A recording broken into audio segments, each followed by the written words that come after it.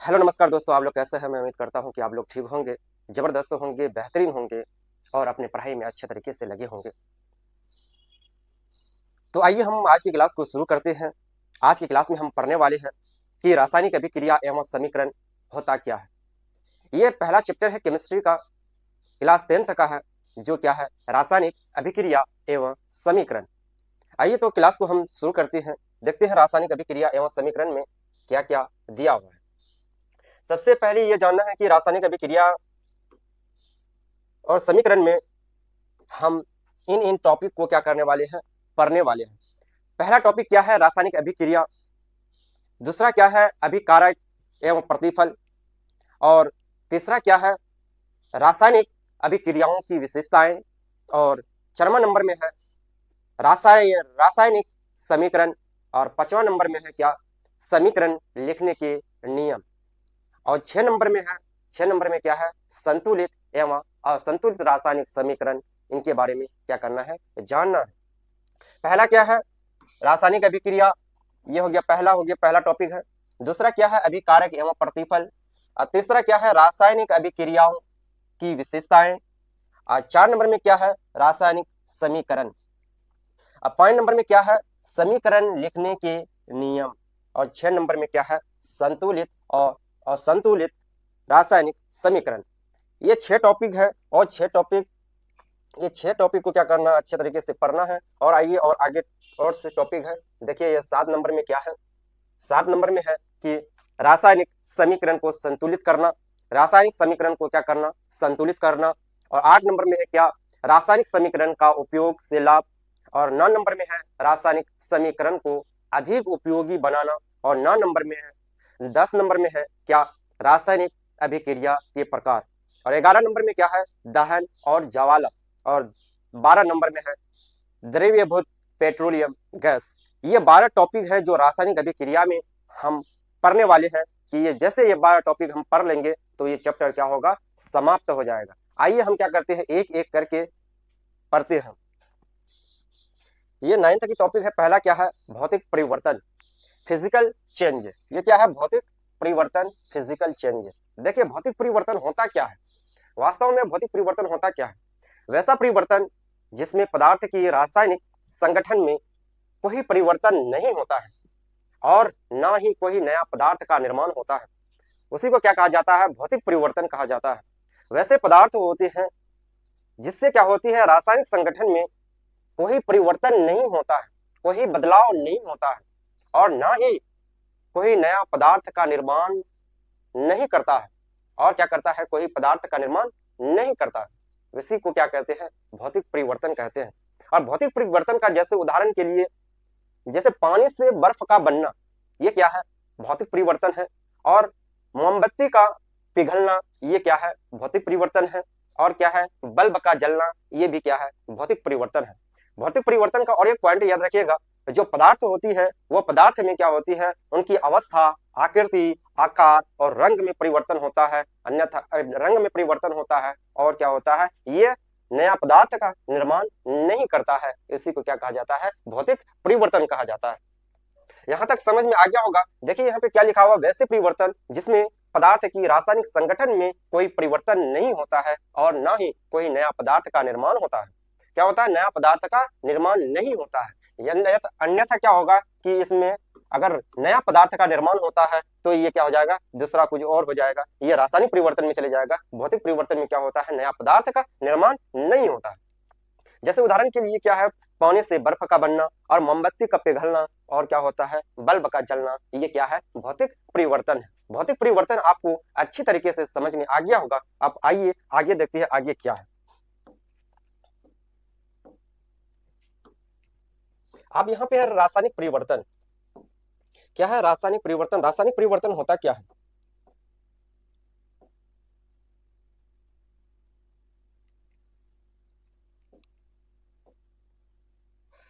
अब देखिए यहाँ पे क्या है, रासायनिक परिवर्तन, केमिकल चेंज। क्या है यहाँ पे, रासायनिक परिवर्तन, केमिकल चेंज। ये रासायनिक परिवर्तन होता क्या है, वैसे परिवर्तन जिसमें पदार्थ की रासायनिक संगठन क्या होते हैं, बदल जाते हैं और कि एक नया पदार्थ का निर्माण करते हैं। एक नया पदार्थ का निर्माण करती है, उसी को क्या कहा जाता है? रासायनिक परिवर्तन कहा जाता है। इसमें क्या होता है, जो पदार्थ होते हैं उनकी जो भौतिक अवस्था होती है, वह भौतिक अवस्था और रासायनिक ये परिवर्तन, ये दोनों की जो गुण धर्म होती है, ये क्या होती है? बदल जाती है। रासायनिक परिवर्तन में क्या होता है, जब कोई पदार्थ होता है, वो पदार्थ की जो संगठन होती है, रासायनिक संगठन होती है, वो क्या होती है? बदल जाती है और क्या करता है? नया पदार्थ का निर्माण करता है। उसी को क्या कहा जाता है? रासायनिक परिवर्तन कहा जाता है। जैसे क्या होता है, उदाहरण के लिए लोहे पर क्या होता है? जंग लगना, और मोमबत्ती का जलना, और क्या होते हैं? कोयले का जलना। ये सब सारे क्या है? रासायनिक परिवर्तन होते हैं। और भोजन का पचना, ये भी क्या है? रासायनिक परिवर्तन है। रासायनिक परिवर्तन क्या होता है? वे पदार्थ होते हैं जिनका क्या होता है? रासायनिक संगठन में क्या होती है? बदलाव हो जाती है और क्या होता है? नया पदार्थ का निर्माण करता है। उसी को क्या कहा जाता है? रासायनिक परिवर्तन कहा जाता है। जैसे उदाहरण के लिए क्या होता है? लोहे पर जंग लगना और मोमबत्ती का जलना, और क्या होता है? कोयले का जलना, जलने वाला जितना भी आ जाता है, ये सब सारे क्या होते हैं? रासायनिक परिवर्तन होते हैं। और कुछ ऐसे भी होते हैं जो क्या होते हैं? भौतिक परिवर्तन होते हैं। अब आइए यहाँ पे रासायनिक परिवर्तन आपको समझ में आ गया होगा। आप क्या है रासायनिक परिवर्तन में? यहाँ देखिए क्या लिखा हुआ है कि वैसे परिवर्तन जिसमें पदार्थ की रासायनिक संगठन बदल जाते हैं और एक नया पदार्थ का निर्माण होता है, उसे क्या कहते हैं? रासायनिक परिवर्तन कहते हैं। उदाहरण के लिए क्या होता है? लोहे पर जंग लगना, ये क्या है? रासायनिक परिवर्तन है। क्या है? लोहे पर जंग लगना, ये भी क्या है? रासायनिक परिवर्तन है। मोमबत्ती का जलना, ये भी क्या है? रासायनिक परिवर्तन है। और कोयले का जलना, ये भी क्या है? रासायनिक परिवर्तन है। जलने वाला जितने भी आ जाते हैं, ये सब सारे रासायनिक परिवर्तन होते हैं। कुछ ऐसे भी होते हैं जो क्या होते हैं? जलने वाला, वह भौतिक परिवर्तन होते हैं। अब आइए रासायनिक परिवर्तन और भौतिक परिवर्तन आपको अच्छी तरीके से समझ में आ गया होगा। आप आइए यहाँ क्या है कि भौतिक परिवर्तन और रासायनिक परिवर्तन में अंतर क्या है।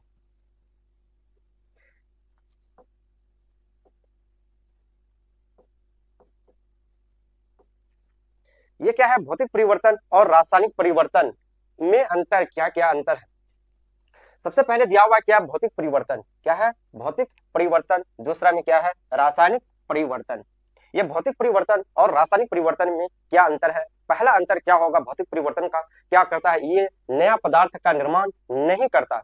क्या करता है भौतिक परिवर्तन? ये नया पदार्थ का निर्माण नहीं करता है। और जो रासायनिक अभिक्रिया, ये रासायनिक परिवर्तन होता है, वो क्या करता है? ये हमेशा नया पदार्थ का क्या करता है? निर्माण करता है। अब भौतिक परिवर्तन का दूसरा क्या है कि ये क्या करता है? जो परिवर्तन होती है ये अस्थायी होती है, अस्थायी नहीं होती है। क्या होती है भौतिक परिवर्तन में? वो अस्थायी होती है। और जो रासायनिक परिवर्तन होती है वो क्या होती है? अस्थायी परिवर्तन होते हैं। अब तीसरा में क्या है? तीसरा में है कि यह परिवर्तन में केवल पदार्थ की भौतिक गुण, अवस्था, रंग, आकार, आकृति आदि क्या करती है? बदलती है। ये जो भौतिक परिवर्तन में होता है, ये पदार्थ क्या करता है? जो रंग होती है, आकार होती है, आकृति होती है, ये सब में क्या करते हैं? और अवस्था होती है, ये सब में क्या करते हैं? परिवर्तन करते हैं। लेकिन ये नया पदार्थ का निर्माण नहीं करते। अब रासायनिक परिवर्तन में क्या होता है? इस परिवर्तन में पदार्थ की भौतिक तथा रासायनिक गुण धर्म दोनों ही क्या होते हैं? बदल जाते हैं। वो क्या होते हैं? क्या होते हैं? जो भौतिक गुण होता है और रासायनिक गुण धर्म होता है, ये दोनों क्या होते हैं? बदल जाते हैं, जिससे क्या होता है? नया पदार्थ का निर्माण हो पाता है। अब 4 नंबर में क्या है? इसमें पदार्थ के द्रव्यमान में कोई परिवर्तन नहीं होता। जो भौतिक परिवर्तन में है क्या? भौतिक परिवर्तन में क्या होता है? इनका जो द्रव्यमान होता है, इनमें क्या होता है? कोई परिवर्तन नहीं होता। और रासायनिक जो अभिक्रिया, रासायनिक परिवर्तन जो होता है, वो इसमें क्या होता है? जो द्रव्यमान होता है उनमें क्या होता है? बदलाव होती है। अब उदाहरण के लिए यहाँ पे उदाहरण दिया हुआ, जैसे भौतिक परिवर्तन का बर्फ का बनना, ये पानी से क्या होता है? बर्फ का बनना। मोमबत्ती का पिघलना, यहाँ मोमबत्ती का क्या होगा? पिघलना।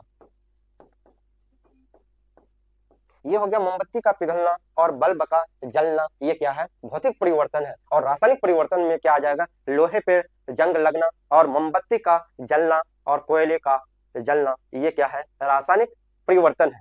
रासायनिक परिवर्तन और भौतिक परिवर्तन का डिफिनेशन आपको अच्छी तरीके से पता चल गया होगा। और रासायनिक परिवर्तन और भौतिक परिवर्तन में अंतर भी आपको अच्छी तरीके से समझ में आ गया होगा। आप आइए अगले टॉपिक को देखते हैं। अगला टॉपिक क्या है?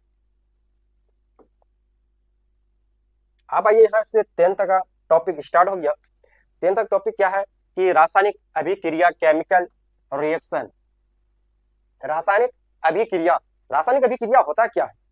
देखिए रासायनिक अभिक्रिया जब दो या दो से अधिक पदार्थ मिलकर एक नया गुण वाला नया पदार्थ बनाता है, या एक बड़ा पदार्थ क्या करता है, दो या दो से अधिक नया गुण वाला पदार्थ में क्या होता है, टूट जाता है या नया पदार्थ बना लेता है। दो या दो से अधिक नया पदार्थ बना लेता है, वही क्या है, रासायनिक अभिक्रिया है। रासायनिक अभिक्रिया आपको समझ में आ गया होगा। जैसे क्या होता है कि रासायनिक अभिक्रिया में क्या होता है, मानिए दो या दो से अधिक जो अभिकारक होते हैं, दो या दो से अधिक पदार्थ होते हैं, वो पदार्थ क्या करते हैं, मिलकर एक नया गुण वाला पदार्थ का निर्माण करता है, या एक बड़ा पदार्थ टूटकर दो या दो से अधिक नया गुण वाला पदार्थ का निर्माण करता है। उसी को क्या कहा जाता है, रासायनिक अभिक्रिया कहा जाता है।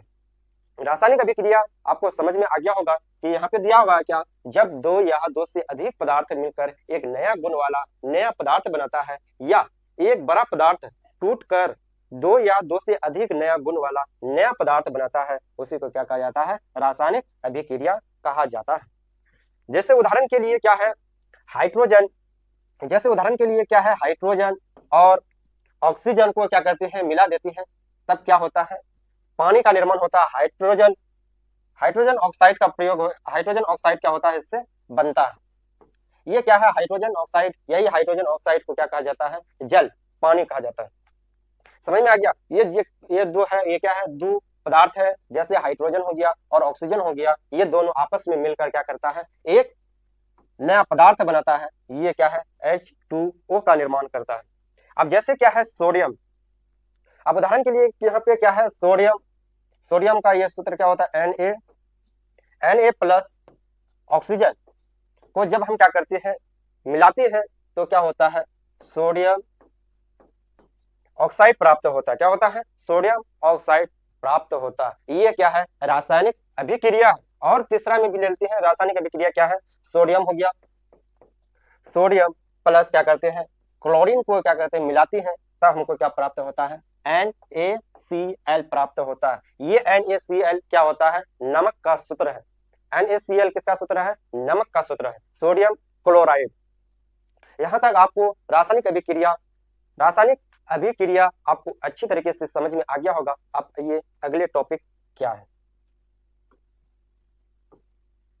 अगला टॉपिक में भी क्या है, ये उदाहरण ही है। उदाहरण देखिए, उनका उदाहरण और अच्छी तरीके से समझ में आ जाएगा। जैसे मैग्नीशियम हो गया और ऑक्सीजन मिलकर क्या करता है, मैग्नीशियम ऑक्साइड बनाता है।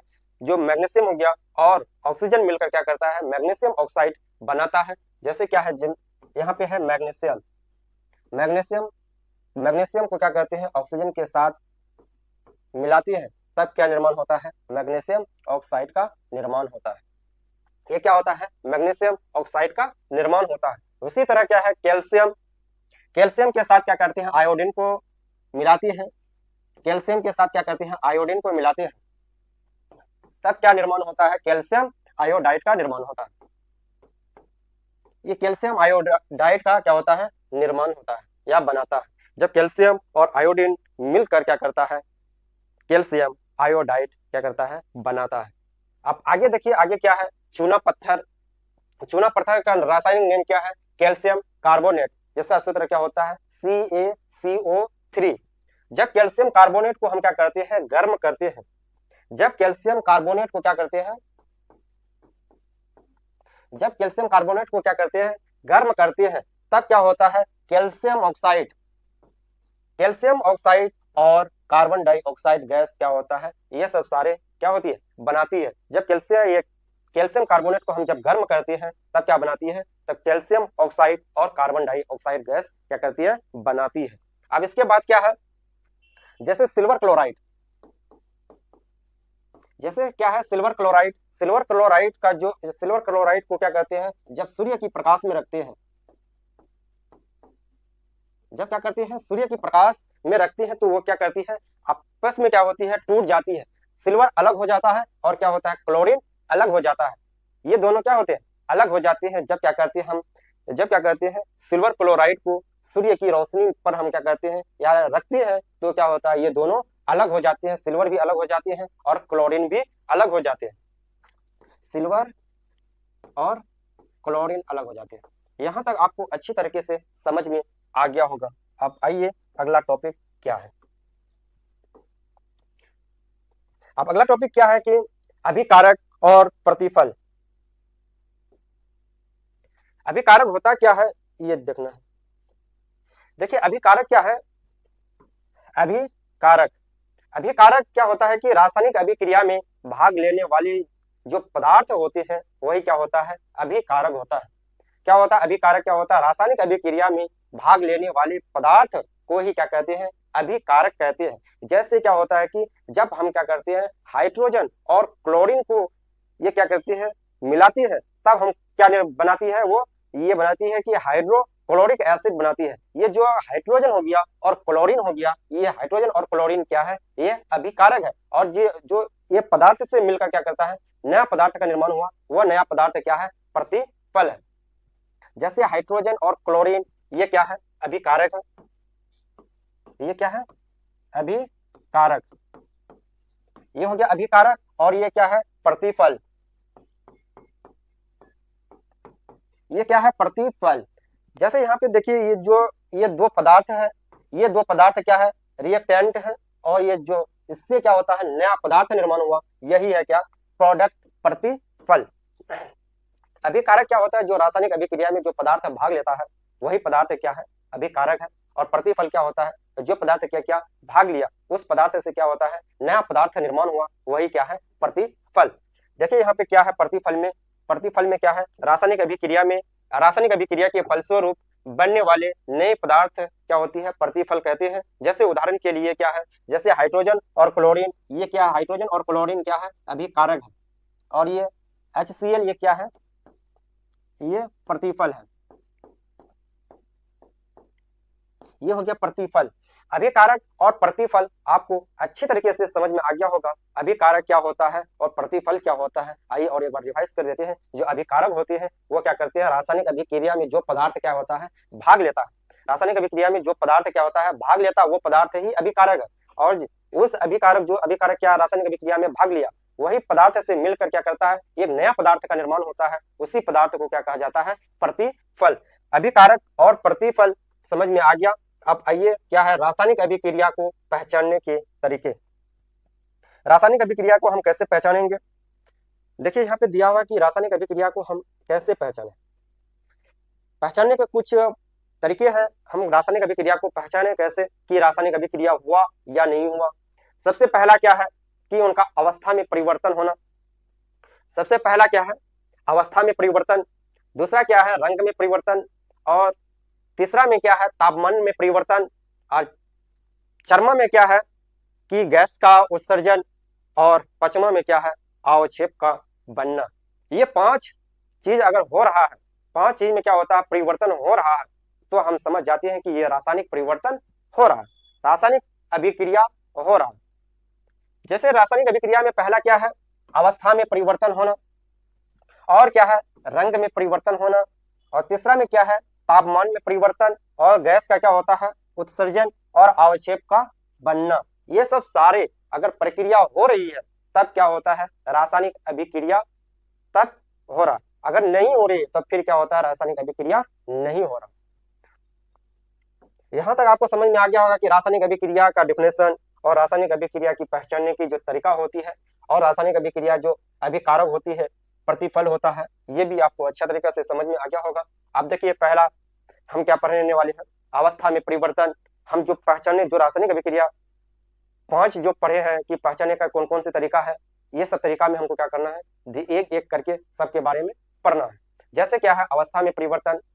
रासायनिक अभिक्रिया में अवस्था का परिवर्तन होता है। जो रासायनिक अभिक्रिया होती है उनकी अवस्था में क्या होती है, परिवर्तन होती है। जैसे क्या होता है, मैग्नीशियम की जो फीते को हम ऑक्सीजन की उपस्थिति में क्या करते हैं, जलाते हैं। जब मैग्नीशियम की फीते को ऑक्सीजन की उपस्थिति में हम जलाते हैं तो हमें मैग्नीशियम का चूर्ण का निर्माण होता है। उससे क्या होता है, जब मैग्नीशियम की फीते को ऑक्सीजन की उपस्थिति में जलाते हैं तो उससे क्या निर्माण होता है, मैग्नीशियम का चूर्ण का निर्माण होता है। यही चूर्ण एक पाउडर का रूप में क्या होता है, प्राप्त होता है। मैग्नीशियम क्या है, जब जलाते हैं तो ये पाउडर का रूप में क्या होता है, प्राप्त होता है।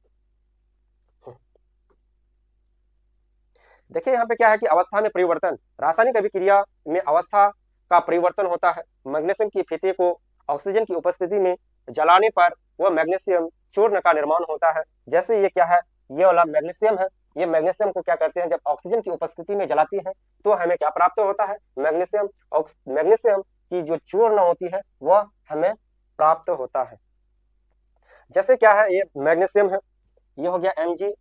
Mg को क्या करते हैं, जब ऑक्सीजन की उपस्थिति में क्या करते हैं, जलाते हैं, तब क्या प्राप्त होता है, MgO, मैग्नीशियम ऑक्साइड प्राप्त होता है। अवस्था में परिवर्तन आपको समझ में आ गया। अब आइए दूसरा में क्या है, दूसरा में है रंग में परिवर्तन।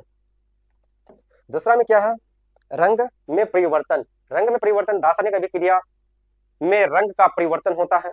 सही बात है, रासायनिक जो अभिक्रिया होती है वह अभिक्रिया में रंग का परिवर्तन होता है।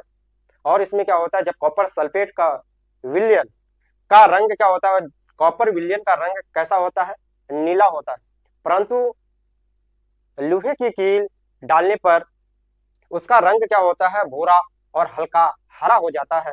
अतः यह रासायनिक अभिक्रिया में रंग का परिवर्तन होता है। ये क्या होता है, सबसे पहले जो कॉपर सल्फेट था, उस कॉपर सल्फेट का रंग कैसा था, नीला था। जब हम क्या करते हैं, लोहे के कील को हम जब डालते हैं तब वो क्या हो जाता है, उनका रंग हल्का भूरा या हल्का हरा हो जाता है। अतः हमें यह समझ में आता है कि रासायनिक अभिक्रिया में रंग का परिवर्तन हुआ है। जैसे यहाँ पे क्या है, ये है कॉपर सल्फेट। ये कॉपर सल्फेट किस कलर का होता है, नीला कलर का होता है। जब नीला कलर का होता है, जब इसके अंदर में हम क्या करते हैं, लोहे की कील को जब डाल देती है तो ये क्या हो जाता है, भूरा रंग का हो जाता है या हल्का हरा तरह हो जाता है। अतः हमें यह समझ में आया कि रासायनिक परिवर्तन, रासायनिक अभिक्रिया में रंग का परिवर्तन हुआ। जैसे ये कॉपर सल्फेट है, कॉपर सल्फेट जैसे CuSO4, ये इसका क्या है, सूत्र है कॉपर सल्फेट का। कॉपर सल्फेट को जब हम क्या करते हैं, कॉपर सल्फेट के अंदर क्या करते हैं, लोहे को डालते हैं, तब वह कॉपर सल्फेट क्या करता है, यह भूरे रंग में क्या करते हैं, परिवर्तित हो जाते हैं और क्या करते हैं, ये कॉपर का निर्माण होता है। जैसे यह क्या है, FeSO4 और क्या बनता है, Cu बनता है। यहां तक आपको रंग पे परिवर्तन समझ में आ गया होगा। अब आइए तापमान में परिवर्तन। ये तापमान में परिवर्तन क्या होता है, देखिए रासायनिक अभिक्रिया में तापमान का परिवर्तन होता है। इससे पहले हम क्या पढ़े थे, रंग में परिवर्तन, रासायनिक अभिक्रिया में क्या हुआ, रंग का परिवर्तन हुआ। और इसके बाद क्या हुआ, तापमान में परिवर्तन हुआ। जब तापमान में परिवर्तन, जैसे क्या होता है, तनु सल्फ्यूरिक अम्ल में दानेदार जिंक डालने पर उनकी जो पात्र होती है वह पात्र क्या होते हैं, गर्म हो जाते हैं। इससे हमें क्या पता चलता है कि जो रासायनिक अभिक्रिया है उन पर ताप में परिवर्तन हुआ। अगर अन्यथा ये क्या होती, अगर गर्म नहीं होती तो हम समझ जाते कि ये ताप में परिवर्तन नहीं हुआ। अब देखिए यहाँ पे ताप में परिवर्तन कुछ लिखा हुआ है, यहाँ पे क्या है, रासायनिक अभिक्रिया में ताप का परिवर्तन होता है। रासायनिक अभिक्रिया में क्या होता है, ताप का परिवर्तन होता है। जब तनु सल्फ्यूरिक अम्ल में क्या करते हैं, दानेदार जिंक डालने पर उनकी जो क्या होती है, पात्र होती है, वह गर्म हो जाता है। अतः अभिक्रिया में ताप का परिवर्तन हुआ। जैसे उदाहरण के लिए क्या है, ये क्या है, कैल्शियम ऑक्साइड और ये क्या है, हाइड्रोजन ऑक्साइड। जब कैल्शियम और हाइड्रोजन ऑक्साइड को मिलाते हैं तब क्या प्राप्त होता है, कैल्शियम हाइड्रो ऑक्साइड प्राप्त होता है और उसके साथ साथ क्या निकलती है, उष्मा निकलती है। कैल्शियम हाइड्रो ऑक्साइड बना और उसके साथ साथ क्या होती है, उष्मा निकलती है। यह होता है ताप में परिवर्तन। अब गैस में परिवर्तन, अब क्या है कि गैस का उत्सर्जन रासायनिक अभिक्रिया में गैस का क्या होता है, उत्सर्जन होता है। जब तनु सल्फ्यूरिक अम्ल में दानेदार जिंक डालने पर वहां पे क्या होती है, जो हाइड्रोजन गैस होती है वो क्या होती है, बाहर निकलती है। क्या होती है, हाइड्रोजन गैस बाहर निकलती है। जब तनु सल्फ्यूरिक अम्ल में दानेदार जिंक डालने पर वह क्या होता है, हाइड्रोजन गैस क्या होती है, उससे रिलीज होती है। यह होता है। अतः हमें यह समझ में आया कि जो रासायनिक परिवर्तन है उससे क्या होता है, गैस का भी उत्सर्जन हो रहा है। जैसे ये क्या है, जिंक है और ये क्या है, तनु सल्फ्यूरिक अम्ल। जब तनु सल्फ्यूरिक अम्ल पर क्या करते हैं, दानेदार जिंक डालते हैं तो उससे क्या निर्माण होता है, जिंक सल्फेट का निर्माण हुआ। और यही जिंक सल्फेट और उसके साथ साथ क्या होता है, हाइड्रोजन गैस क्या होता है, बाहर निकलता है। हाइड्रोजन गैस बाहर निकलता है। अब आगे है क्या, अवक्षेप का बनना। अब क्या है अवक्षेप का बनना। अवक्षेप का बनना क्या है कि एक रासायनिक अभिक्रिया है जिसमें दो तरल विलयनों को मिलाने पर एक ठोस और घुलनशील पदार्थ बनता है, जो विलयन से अलग होकर नीचे क्या होते हैं, बैठ जाते हैं। क्या होते हैं, वह रासायनिक अभिक्रिया जिसमें दो तरल विलयनों को मिलाने पर एक क्या करती है, ठोस बनती है, और क्या होती है, अघुलनशील पदार्थ बनता है, जो क्या होता है, विलयन विलयन से अलग होकर क्या करता है, नीचे बैठ जाता है। वह क्या है, अवक्षेप। यहाँ पे मतलब जो बैठा, इसका मतलब क्या हुआ कि अवक्षेप बना है। जैसे उदाहरण के लिए क्या है, यह है पोटेशियम क्लोराइड। पोटेशियम क्लोराइड और सिल्वर नाइट्रेट की विलयन को मिलाने पर सिल्वर क्लोराइड का सफेद अवक्षेप बनता है। क्या होता है, सफेद अवक्षेप बनता है। जैसे ये क्या है, ये वाला हो गया सिल्वर नाइट्रेट, और ये क्या है, पोटेशियम क्लोराइड। जब सिल्वर नाइट्रेट और पोटेशियम क्लोराइड के विलयन में जब हम क्या करते हैं, मिलाते हैं, तो उससे हमें क्या प्राप्त होता है, सिल्वर क्लोराइड प्राप्त होता है। ये जो सिल्वर क्लोराइड होता है, ये क्या होता है, सफेद होता है, और उसके साथ साथ क्या होता है, पोटेशियम नाइट्रेट बन जाता है। यहां तक आपको अच्छी तरीके से समझ में आ गया। अब आइए अगला टॉपिक क्या है। अब क्या है कि आवश्यक संकेत और उनके अर्थ।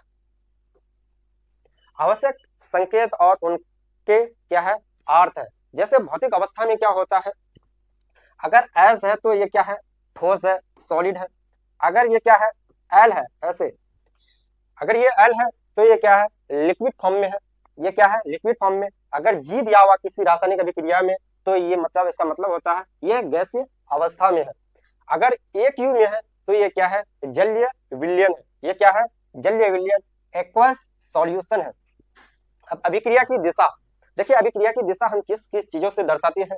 जैसे ये क्या होता है, एकल तीर। ये एकल तीर क्या करता है, अभिक्रिया एक दिशा में क्या होता है, पूर्ण होती है।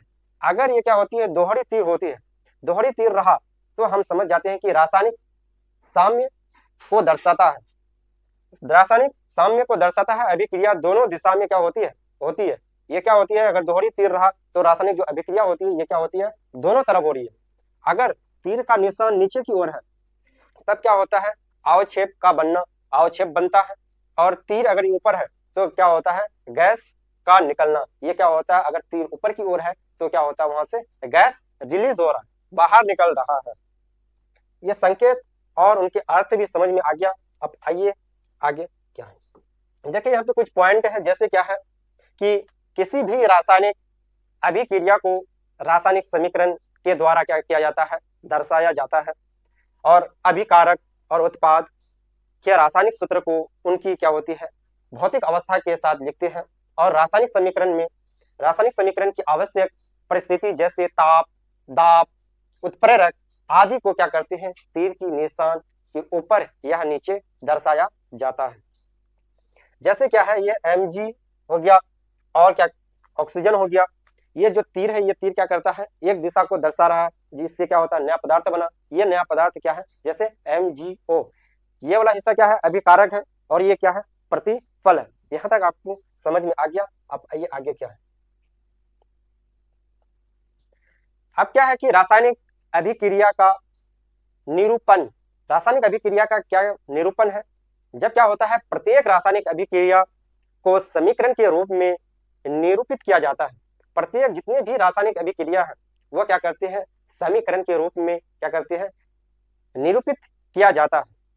और आगे क्या है, किसी भी रासायनिक अभिक्रिया को समीकरण के रूप में क्या करते हैं, निरूपित करने के नियम है। कुछ क्या है, नियम है। जैसा पहला नियम क्या है, अभिकारकों के प्रतिफल में परिवर्तन को उनके बीच एक तीर की निशान लगाकर दर्शाया जाता है। अभिकारक है और प्रतिफल है। अभिकारक जो प्रतिफल, ये हुआ अभिकारक, और ये प्रतिफल है। ये अभिकारक और प्रतिफल के बीच जो तीर निशान आ रहा है, इससे क्या करते हैं, हम तीर की निशान लगाकर क्या करते हैं, दर्शाते हैं। अब आगे क्या है, दूसरा क्या है कि अभिकारक के बीच योग्य प्लस का चिन्ह लगाकर उन्हें क्या करते हैं, दर्शाते हैं। उन्हें क्या, अभिकारक के बीच योग्य का निशान लगाकर उन्हें बाईं ओर लिखा जाता है। और तीसरा क्या है, प्रतिफलों के बीच भी प्लस का चिन्ह लगाकर उन्हें दाईं ओर लिखा जाता है।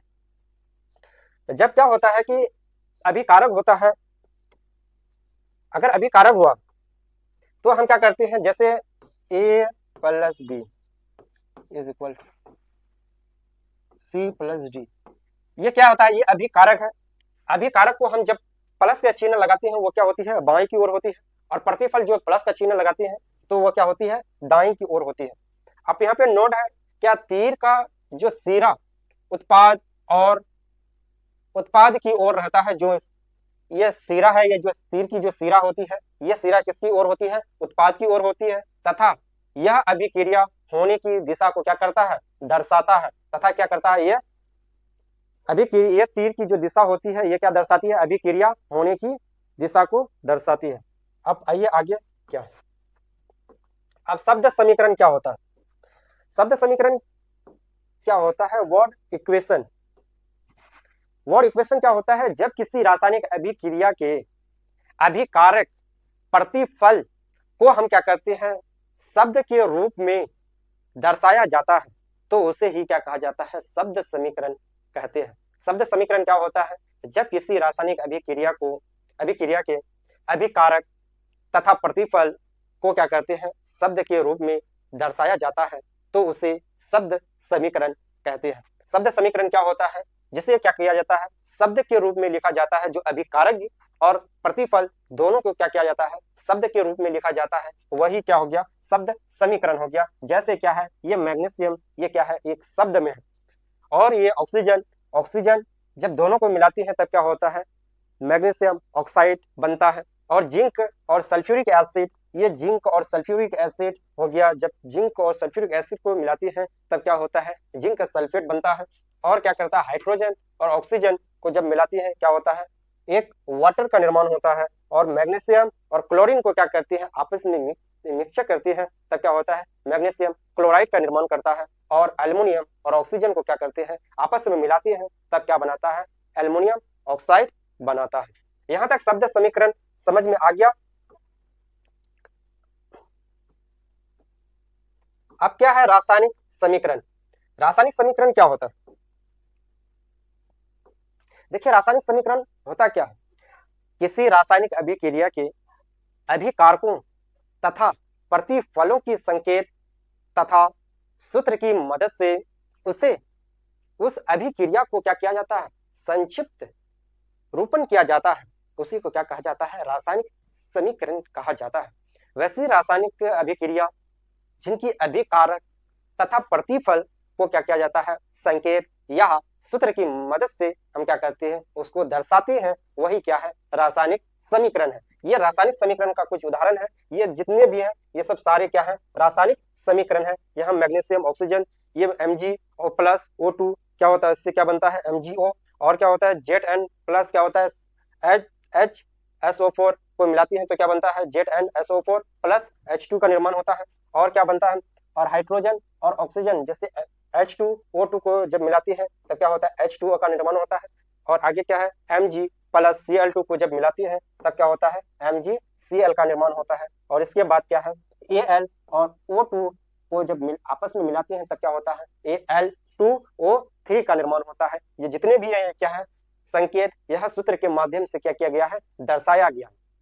शब्द क्या, देखिए आप, शब्द समीकरण क्या होता है, जिसे शब्द के रूप में उनका जो अभिकारक होता है, प्रतिफल होता है, उसको दर्शाया जाता है। और रासायनिक समीकरण में क्या होता है, उनके संकेत यह सूत्र के माध्यम से क्या किया जाता है, अभिकारक और प्रतिफल को दर्शाया जाता है।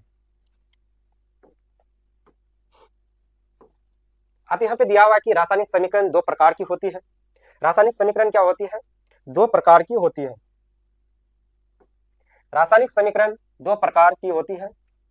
पहला प्रकार क्या है, संतुलित रासायनिक समीकरण, बैलेंस केमिकल इक्वेशन। और दूसरा क्या है, असंतुलित रासायनिक समीकरण, अनबैलेंस केमिकल इक्वेशन। क्या है, रासायनिक समीकरण दो प्रकार के होते हैं। पहला क्या है, संतुलित रासायनिक समीकरण, दूसरा क्या है, असंतुलित रासायनिक समीकरण। अब देखिए, आप इनका लेते हैं एक एक करके। पहले सबसे पहले देखते हैं कि संतुलित रासायनिक समीकरण होता क्या है। संतुलित रासायनिक समीकरण क्या होता है, वैसे समीकरण जिसमें दोनों ओर प्रत्येक तत्व के परमाणु की संख्या क्या होती है, बराबर होती है, उसे ही क्या कहते हैं, संतुलित रासायनिक समीकरण कहते हैं। संतुलित रासायनिक समीकरण क्या होता है, वैसे समीकरण जिसमें दोनों ओर प्रत्येक तत्व की जो परमाणु की संख्या होती है वह संख्या क्या होती है, बराबर हो, तो उसे ही क्या कहते हैं, संतुलित रासायनिक समीकरण कहते हैं। देखिए यहाँ पे क्या है कि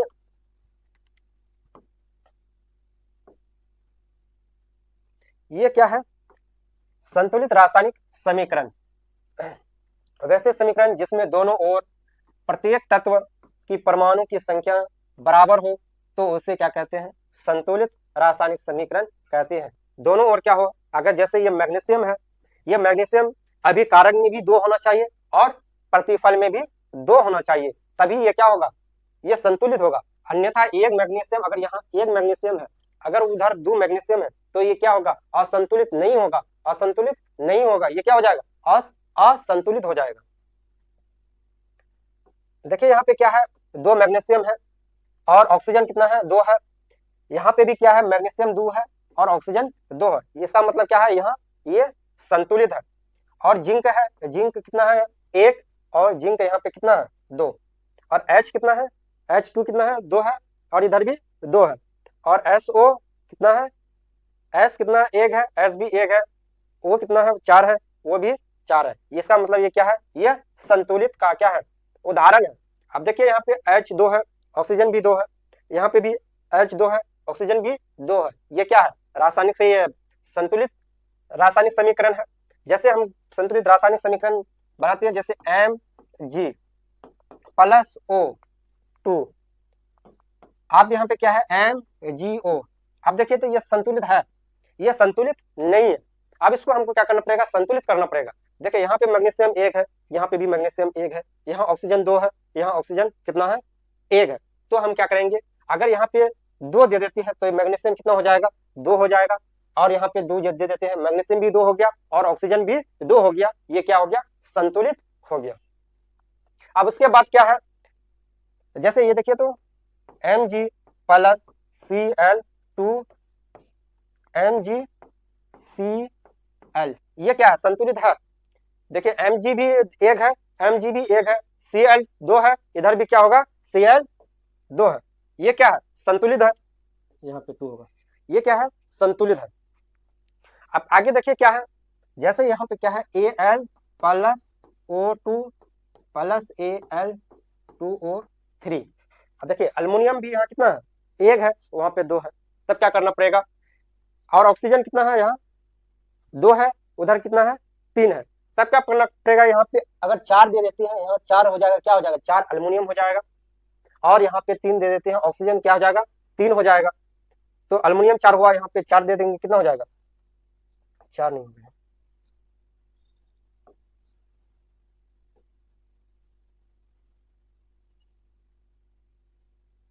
ये अल्युमिनियम कितना है, अल्युमिनियम कितना है, 1 है, प्लस ऑक्सीजन कितना है, 3 हो गया, 3 3 6 हो गया, और ये अल्युमिनियम 4 हो गया। अब इसके बाद हम क्या करते हैं, यहाँ पे 2 दे देते हैं, Al2O3, ये क्या हो गया, ये संतुलित हो गया। अब संतुलित में क्या है, पहले इसका पॉइंट है कि संतुलित रासायनिक समीकरण द्रव्यमान संरक्षण के नियम का क्या करता है, पालन करती है। संतुलित रासायनिक समीकरण द्रव्यमान संरक्षण के नियम को क्या करती है, पालन करती है। यह संतुलित रासायनिक समीकरण अच्छी तरीके से समझ में आ गया है होगा। अब आइए क्या है, असंतुलित रासायनिक समीकरण। असंतुलित रासायनिक समीकरण क्या होता है, संतुलित रासायनिक समीकरण का उल्टा है, जिसमें क्या होता है, उनका अभिकारक और प्रतिफल दोनों में क्या होती है, परमाणु की संख्या बराबर होती है, वो क्या है, संतुलित हो गया।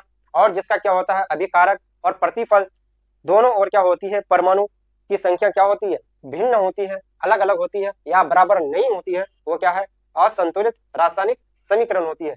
जैसे यहाँ पे असंतुलित रासायनिक समीकरण है, वैसे समीकरण जिसमें दोनों ओर अर्थात में प्रत्येक तत्व की परमाणु की संख्या बराबर नहीं हो उसे असंतुलित रासायनिक समीकरण कहते हैं। ये जो उदाहरण है ये सब सारे क्या है, असंतुलित रासायनिक समीकरण का उदाहरण है। जैसे यहाँ पे क्या है, 5 Mg है और ऑक्सीजन 2 है, इससे बना क्या 2 MgO। अब देखिए यहाँ पे मैग्नीशियम 5 है, यह मैग्नीशियम 2 है, ये क्या हो गया, असंतुलित है, यह संतुलित नहीं हुआ। अगर यहाँ दूर रहता तब क्या होता, ये संतुलित होता। अब यहाँ पे देखिए यह Zn कितना है, यहाँ 2 है, यहाँ पे 1 है, ये क्या है, असंतुलित है, ये संतुलित नहीं है। अगर यहाँ पे भी 1 रहता, यहाँ पे भी 1 रहता, तब क्या होता, ये संतुलित होता। अब यहाँ पे देखिए H2 कितना है, 3 है, और H2 यहाँ पे कितना है, 2 है, तो कितना हो जाएगा, यहाँ पे ये क्या है, असंतुलित है। ये सब सारे जितने भी उदाहरण है, ये सब सारे क्या है, असंतुलित का उदाहरण है। संतुलित और असंतुलित में आपको अंतर समझ में आ गया। अब क्या है कि संतुलित असंतुलित रासायनिक समीकरण द्रव्यमान संरक्षण का नियम का पालन नहीं करता है। जो संतुलित होता है, यह द्रव्यमान के संरक्षण का नियम क्या करता है, पालन करता है, और असंतुलित जो होता है वह द्रव्यमान के नियम का पालन नहीं करता। अब यहाँ पे कुछ क्वेश्चन है, यहाँ पे देखिए क्या है, रासायनिक समीकरण को संतुलित करना क्यों आवश्यक है। इनको संतुलित करना क्यों आवश्यक है, रासायनिक समीकरण को संतुलित करना इसलिए आवश्यक है ताकि ये क्या कर सके, द्रव्यमान संरक्षण का नियम का पालन कर सके, क्योंकि इस नियम के अनुसार रासायनिक अभिक्रिया या अभिकारक तथा प्रतिफल का कुल द्रव्यमान क्या हो, समान रहता है। और यह क्या होती है, यह तभी संभव है जब दोनों ओर प्रत्येक तत्व की जो परमाणु संख्या क्या होती है, समान होती है, तभी क्या होता है, यह रासायनिक समीकरण संतुलित होती है, अन्यथा यह क्या होगी, संतुलित नहीं होगी। यहाँ पे क्या कहा गया है कि रासायनिक समीकरण को संतुलित करना क्यों आवश्यक, संतुलित करना इसलिए आवश्यक है क्योंकि यह क्या करता है, द्रव्यमान का संरक्षण का नियम को क्या कर सकता है, पालन कर पाता है। यहाँ पे क्या दिया हुआ है कि रासायनिक समीकरण को संतुलित करना इसलिए आवश्यक है ताकि ये द्रव्यमान संरक्षण के नियम का पालन कर सके, क्योंकि इस नियम के अनुसार रासायनिक अभिक्रिया अभिकारक तथा प्रतिफल कुल द्रव्यमान समान रहता है, और यह तभी संभव है जब दोनों ओर प्रत्येक तत्व की परमाणु क्या हो, समान हो, तभी वो क्या कर सकता है, द्रव्यमान संरक्षण का नियम का पालन कर सकता है, अन्यथा उनका पालन नहीं कर सकता। अब देखिए यहाँ पे दिया हुआ कुछ पॉइंट है, क्या अभिक्रिया की शर्तें जैसे ताप, दाब, उत्प्रेरक आदि को क्या करती हैं, तीर की निशान के ऊपर या नीचे दर्शाना चाहिए। ताप हो या दाब हो या उत्प्रेरक हो, क्या कहती हैं, तीर की जो निशान होती है, ये जो तीर की निशान होती है, ये तीर की क्या करना चाहिए हमें, ये जो तीर की निशान है ये तीर की ऊपर ही हमें दर्शाना चाहिए। यहां तक समझ में आ गया। अब आइए अगला टॉपिक देखते हैं। अगला टॉपिक क्या है कि रासायनिक अभिक्रिया के प्रकार। रासायनिक अभिक्रिया के क्या क्या प्रकार है। पहला प्रकार क्या है, संयोजन अभिक्रिया। पहला प्रकार क्या है, संयोजन अभिक्रिया। दूसरा क्या है, वियोजन या अवघटन अभिक्रिया। तीसरा में क्या है, विस्थापन अभिक्रिया। और चरमा में क्या है, द्वि विस्थापन अभिक्रिया। और पांचवा में क्या है, उष्मा क्षेपी अभिक्रिया। और छठवां में क्या है, छठवां में है कि उष्मा शोषी अभिक्रिया। और सातवां में क्या है, उदासीनीकरण अभिक्रिया। यह हो गया उदासीनीकरण अभिक्रिया। ये जो 7 टॉपिक है, ये 7 टॉपिक क्या है, रासायनिक अभिक्रिया के प्रकार है। और आइए और है यहाँ पे क्या है, 8 नंबर में क्या है, प्रकाश रासायनिक अभिक्रिया। और 9 नंबर में क्या है, उत्क्रमण्य अभिक्रिया। और 10 नंबर में क्या है, अणु उत्क्रमण्य अभिक्रिया। और 11 नंबर में क्या है, अवक्षेपण अभिक्रिया। और 12 नंबर में क्या है, अवकरण अभिक्रिया। और क्या है, 13 नंबर में क्या है, रेडॉक्स अभिक्रिया। और 14 नंबर में क्या है, ऑक्सीकरण अभिक्रिया। ये 14 क्या है, रासायनिक अभिक्रिया के प्रकार है। ये सब सारे प्रकार को हम क्या करेंगे, एक एक करके पढ़ेंगे, एक एक करके क्या करेंगे, पढ़ेंगे। आप यहाँ पे देखिए कि पहला क्या है, संयोजन अभिक्रिया। संयोजन अभिक्रिया होता क्या है, सबसे पहले जानना है कि संयोजन अभिक्रिया क्या होता है। वैसी अभिक्रिया जिसमें 2 या 2 से अधिक पदार्थ संयोग करके केवल एक नया पदार्थ का निर्माण करता है, तो उसे ही क्या कहते हैं, संयोजन अभिक्रिया कहते हैं। संयोजन अभिक्रिया क्या हुआ, वैसी अभिक्रिया जिसमें 2 या 2 से अधिक पदार्थ संयोग करके केवल और केवल एक पदार्थ निर्माण करता है, उसी को क्या कहा जाता है? संयोजन अभिक्रिया कहा जाता है।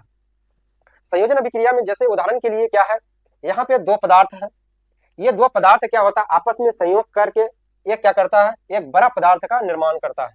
जैसे क्या है, Mg और Cl2, Mg और Cl2 आपस में क्या करता है, संयोग करके तब क्या करता है, एक बड़ा सा पदार्थ का निर्माण करता है, एक नया पदार्थ का निर्माण करता है। जैसे यहाँ पे क्या है, Al और O2 आपस में मिलकर क्या करता है, Al2O3 का निर्माण करता है। उसी तरह क्या है, यहाँ पे Zn और H2SO4 आपस में मिलकर क्या करता है, ZnSO4 प्लस H2 का निर्माण करता है। और आगे क्या है, N प्लस Cl2 सोडियम और क्लोरीन आपस में मिलता है, तो आपस में मिलने के बाद क्या करता है, सोडियम क्लोराइड का निर्माण करता है। ये सब सारे जितने भी उदाहरण है, ये क्या है, संयोजन अभिक्रिया का उदाहरण है। संयोजन अभिक्रिया में क्या होता है, दो या दो से अधिक पदार्थ संयोग करके केवल क्या करता है, एक नए पदार्थ का निर्माण करता है, तो उसे ही क्या कहते हैं, संयोजन अभिक्रिया कहते हैं। संयोजन अभिक्रिया समझ में आ गया होगा। अब आइए अगला देखते हैं, अगला क्या है। अब देखिए संयोजन अभिक्रिया का पहचान, संयोजन अभिक्रिया का क्या क्या पहचान है। पहला पहचान क्या है, संयोजन अभिक्रिया में क्या क्या पहचान है। पहला पहचान है कि अभिकारक में दो या दो से अधिक होना चाहिए और प्रतिफल में क्या होना चाहिए, एक ही, केवल एक ही होना चाहिए। जैसे उदाहरण के लिए यहाँ पे क्या है, जैसे CaO और H2O, ये क्या है, अभिकारक है, अभिकारक में क्या है, दो है और प्रतिफल में कितना है, एक है, CaOH2 है, ये क्या है, एक है। ये क्या हो गया, प्रतिफल, प्रतिफल में कितना होना चाहिए, एक होना चाहिए, प्रतिफल में एक होना चाहिए और अभिकारक में कितना होना चाहिए, दो होना चाहिए, दो होना चाहिए। अभिकारक में कितना होना चाहिए, दो होना चाहिए। संयोजन अभिक्रिया में क्या होता है, अभिकारक में दो या दो से अधिक पदार्थ होना चाहिए और प्रतिफल में होता है केवल एक ही होना चाहिए। और देखिए यहाँ पे होता है जो बिना बुझा हुआ चूना का जो सूत्र होता है, ये क्या होता है, CaO, और बुझा हुआ चूना का सूत्र होता है CaOH2 होता है। ये क्या है, बिना बुझा हुआ, ये बुझा हुआ चूना का सूत्र है। अब आगे देखिए क्या है पॉइंट, बुझे हुए चूने की विलयन का उपयोग दीवारों की सफेदी करने के लिए किया जाता है। जो बुझे हुए चूना होते हैं, जो उनका विलयन होता है, वो क्या करती है, दीवारों की सफेदी के लिए क्या करते हैं, उनका उपयोग किया जाता है। अब आगे देखिए आगे क्या है,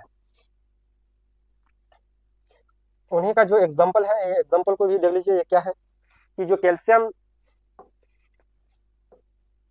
हाइड्रोक्साइड को और कार्बन डाइऑक्साइड को क्या करते हैं, वायु की उपस्थिति के साथ धीमी गति से क्या करती है, अभिक्रिया करती है, तो हमें क्या प्राप्त होता है, कैल्शियम कार्बोनेट की एक पतली परत क्या होती है, बना लेती है, जिससे क्या होती है, दीवार चमकने लगता है। वो क्या होता है, जैसे कैल्शियम हाइड्रोक्साइड वायु की उपस्थिति में कार्बन डाइऑक्साइड के साथ क्या करती है, धीमी गति कर लेती है। धीमी गति के साथ क्या करती है, वह कैल्शियम कार्बोनेट की एक पतली परत बना लेती है, जिससे क्या होता है, दीवारों पर क्या आ जाती है, चमक आ जाती है, जिससे क्या होता है, दीवारों पर चमक आ जाती है। अब देखिए यहाँ पे वियोजन अभिक्रिया है। वियोजन अभिक्रिया होता क्या है, वियोजन अभिक्रिया और संयोजन अभिक्रिया ये दोनों क्या है, विपरीत है। अब देखिए वियोजन अभिक्रिया क्या है, ऐसी अभिक्रिया जिसमें एकल अभिकारक टूटकर दो या दो से अधिक सरल उत्पाद का निर्माण करता है, उसे ही क्या कहा जाता है, वियोजन अभिक्रिया कहा जाता है। उससे पहले हमने क्या पढ़ा कि संयोजन अभिक्रिया, संयोजन अभिक्रिया में क्या होता है, अभिकारक दो होता था और प्रतिफल क्या होता था, एक होता था। और अभी वियोजन अभिक्रिया या अपघटन अभिक्रिया में क्या होता है, अभिकारक क्या होता है, एक होता है और प्रतिफल दो होता है। जो अभिकारक एक और प्रतिफल दो होता है, ये क्या है, वियोजन अभिक्रिया। अगर अभिकारक दो है और प्रतिफल एक है, तब ये क्या हो जाएगा, संयोजन अभिक्रिया हो जाएगा। यहाँ पे क्या है, वियोजन अभिक्रिया या अपघटन अभिक्रिया, वियोजन अभिक्रिया को ही अपघटन अभिक्रिया भी कहा जाता है। ऐसी अभिक्रिया जिसमें एकल अभिकारक टूटकर दो या दो से अधिक सरल उत्पाद का निर्माण करता है, उसे ही क्या कहा जाता है, वियोजन अभिक्रिया कहा जाता है। जैसे यहाँ पे क्या है, NaCl, जब ये NaCl पर जब अभिक्रिया किया जाता है, तब ये क्या होता है, आपस में टूट जाता है, Cl अलग हो जाता है और Na अलग हो जाता है। अब देखिए वियोजन अभिक्रिया की पहचान, अभिकारक अभिकारक कितना होना चाहिए, 1 होना चाहिए, और प्रतिफल क्या होना चाहिए, 2 या 2 से अधिक हो जाए, कोई दिक्कत ना, अधिक होना ही चाहिए। आप आगे देखिए यहाँ पे इनका जो एग्जाम्पल है वियोजन अभिक्रिया का, पहला एग्जाम्पल क्या है, पहला है कि जो फेरस सल्फेट का जो क्रिस्टल होता है वो क्रिस्टल क्या होता है, हरा होता है। जब उसको क्या किया जाता है, गर्म किया जाता है, वो क्या हो जाता है, सफेद हो जाता है। ये हो गया फेरस सल्फेट। ये क्या हो गया, फेरस सल्फेट, जो क्या होता है, पहले हरा होता है, हरा कलर का होता है, तब इसको क्या करते हैं, जब हीट देती है या गर्म करती है, तब ये क्या हो जाता है, सफेद हो जाता है। क्या हो जाता है, सफेद हो जाता है। सफेद होने के साथ साथ क्या होता है, जो पानी होता है वो पानी भी क्या होते हैं, अलग हो जाते हैं। ये अभिक्रिया समझ में आ गया। और आगे का देखिए, जो ZnCO3 होता है, ये ZnCO3 जब हीट क्या करती है, रिप्रोड्यूस करती है, उस पर देती है, तब क्या होता है, ZnO और कार्बन डाइऑक्साइड CO2 क्या होती है, अलग हो जाते हैं। और इसके बाद देखिए जो Al2O3 है, इस पर क्या करती है, जब हीट देती है, तब क्या ये भी क्या होता है, अल्युमिनियम भी अलग हो जाता है और ऑक्सीजन भी क्या होते हैं, अलग हो जाते हैं। जब चूना पत्थर को क्या करते हैं, जब चूना पत्थर में क्या करते हैं, हीट रिप्रोड्यूस होता है, तब उस वक्त क्या होता है, ये कैल्शियम ऑक्साइड और कार्बन डाइऑक्साइड दोनों क्या होते हैं, अलग हो जाते हैं। उसी तरह क्या है, लेड नाइट्रेट में भी जब हीट रिप्रोड्यूस किया जाता है, तो क्या होता है, लेड ऑक्साइड और नाइट्रोजन डाइऑक्साइड और ऑक्सीजन, ये तीनों क्या होते हैं, अलग हो जाते हैं। यहाँ तक आ गया होगा आपको समझ में, संयोजन और वियोजन अभिक्रिया अच्छी तरीके से समझ में आ गया होगा। अब यहाँ पे कुछ और उदाहरण है, जैसे दिया हुआ है कि जो पानी होता है, पानी में जब विद्युत धारा को क्या किया जाता है, प्रभावित किया जाता है, तब क्या होता है, जो हाइड्रोजन होता है और ऑक्सीजन जो होता है, ये दोनों क्या होते हैं, भिन्न हो जाते हैं, अलग अलग हो जाते हैं, टूट जाते हैं। जो पानी होता है, विद्युत धारा प्रभावित किया जाता है, तो हाइड्रोजन भी अलग हो जाती है और ऑक्सीजन भी अलग हो जाती है। उसी तरह यहाँ पे क्या है, सिल्वर क्लोराइड पर क्या करता है, सूर्य की प्रकाश जब डाला जाता है, तो क्या होता है, ये सिल्वर अलग हो जाता है और क्लोरीन भी अलग हो जाता है। अब यहाँ पे पॉइंट है क्या, वियोजन अभिक्रिया में अभिकारक को तोड़ने के लिए उष्मा या विद्युत ऊर्जा की क्या होती है, आवश्यकता होती है। क्या होती है, जब वियोजन अभिक्रिया को हम क्या करते हैं, अभिकारक या प्रतिफल में तोड़ते हैं, तो उस पर क्या होती है, उष्मा और विद्युत की क्या होती है, जरूरत होती है, विद्युत और ऊर्जा की आवश्यकता होती है, तभी वो क्या होता है, टूट पाता है, अन्यथा ये क्या होता है, टूट नहीं पाता। अब यहाँ पे क्या है कि ऊर्जा के विभिन्न रूप के आधार पर वियोजन अभिक्रिया 3 प्रकार के होते हैं। पहला क्या है, उसमें वियोजन अभिक्रिया, दूसरा क्या है, प्रकाश अपघटन अभिक्रिया, तीसरा क्या है, विद्युत अवघटन अभिक्रिया या वियोजन अभिक्रिया भी बोल सकते हैं। अब देखिए पहला में क्या है, उसमें वियोजन अभिक्रिया, पहला में क्या है, उसमें वियोजन अभिक्रिया, दूसरा में क्या है, प्रकाश अपघटन अभिक्रिया, तीसरा में क्या है, विद्युत वियोजन अभिक्रिया। ये तीनों क्या है, ऊर्जा के विभिन्न रूप के आधार पर वियोजन अभिक्रिया कितने प्रकार के होते हैं, 3 प्रकार के होते हैं। पहला क्या है, उसमें वियोजन अभिक्रिया, उसमें वियोजन अभिक्रिया, दूसरा क्या है, प्रकाश अपघटन अभिक्रिया, तीसरा क्या है, विद्युत वियोजन अभिक्रिया। अब ये तीनों को पढ़ लेते हैं, तब इसके बाद क्या होगा, क्लास समाप्त हो जाएगा। जैसे क्या है, उसमें वियोजन अभिक्रिया, उसमें वियोजन अभिक्रिया क्या होता है, वह रासायनिक अभिक्रिया जिसमें वही पदार्थ क्या होता है, उष्मा के कारण क्या होता है, टूट जाता है, तो उसे ही क्या कहते हैं, उसमें वियोजन अभिक्रिया कहते हैं। उसमें वियोजन अभिक्रिया क्या होता है, वह रासायनिक अभिक्रिया जिसमें क्या होता है, कोई पदार्थ में क्या करता है, उष्मा के कारण वो क्या होता है, टूट जाता है, तो उसी को क्या कहा जाता है, उसमें वियोजन अभिक्रिया कहा जाता है। जैसे कैल्शियम कार्बोनेट है, ये कैल्शियम कार्बोनेट में क्या करती है, जब हीट रिप्रोड्यूस करती है, जब हीट देती है, तब क्या होता है, ये कैल्शियम ऑक्साइड और कार्बन डाइऑक्साइड ये दोनों क्या होते हैं, टूट जाते हैं, दोनों क्या होते हैं, सरल रूप में क्या आते हैं, टूट जाते हैं। यही है उसमें वियोजन अभिक्रिया। अब प्रकाश अपघटन अभिक्रिया, प्रकाश अपघटन अभिक्रिया क्या है, अब प्रकाश अपघटन अभिक्रिया क्या होता है, वह रासायनिक अभिक्रिया जिसमें प्रकाश, सूर्य की प्रकाश या किसी अन्य प्रकाश स्रोत की उपस्थिति में क्या होती है, कोई यौगिक टूट कर क्या होती है, सरल पदार्थ में क्या होती है, बदल जाती है, तो ही वो क्या होता है, प्रकाश अपघटन अभिक्रिया कहलाती है। प्रकाश अपघटन अभिक्रिया क्या होती है, वह रासायनिक अभिक्रिया जिसमें प्रकाश की उपस्थिति में कोई यौगिक टूट कर क्या होती है, सरल पदार्थ में बदल जाती है, वही क्या होता है, प्रकाश अपघटन अभिक्रिया कहलाती है। जैसे यहाँ पे क्या है, सिल्वर जब सिल्वर क्लोराइड में हम क्या करते हैं, सनलाइट देते हैं, तब क्या होता है, ये सिल्वर और क्लोरीन दोनों क्या होते हैं, टूट जाते हैं। सिल्वर क्लोराइड सफेद रंग का होता है, जो सिल्वर क्लोराइड ये क्या है, सफेद कलर की होती है, ये क्या होती है, सफेद कलर की होती है, और प्रकाश पड़ने पर यह टूटकर चांदी और क्लोरीन बनता है, इसीलिए सिल्वर क्लोराइड का रंग धूसर हो जाता है। क्या हो जाता है, धूसर हो जाता है। यहां तक आपको समझ में आ गया। अब आइए तीसरा में क्या है, विद्युत वियोजन अभिक्रिया। विद्युत वियोजन अभिक्रिया क्या होता है, ये जानना।